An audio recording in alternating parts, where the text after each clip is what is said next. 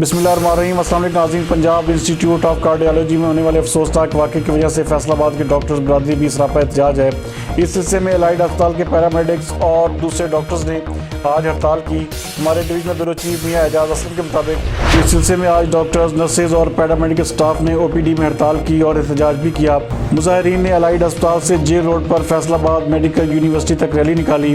Rally में vice chancellor university doctor Zafar Ali, medical superintendent Khurram Altaf और seniors doctors ने भी शिरकत की। इस मौका पर डॉक्टर्स का कहना था कि अस्पताल पर हमला करने वाले वकला को फिल फौर गिरफ्तार किया जाए और इंसदाद दहशत गर्दी की कार्रवाई भी की जाए। जबकि दूसरी जानब फैसलाबाद पुलिस भी मुकम्मल तौर पर अलर्ट है। इस सिलसिले में आज CPO फैसलाबाद सुहेल चौधरी ने एलाइड अस्पताल और सिविल अस्पताल का दौरा किया, जहां पर उन्होंने सिक्योरिटी ड्यूटी पर मामूर एहलकारों को ब्रीफिंग भी दी।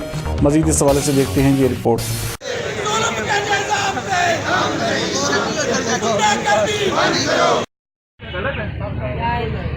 तो हमें सिक्योरिटी दी जाए, वो एक कानून है।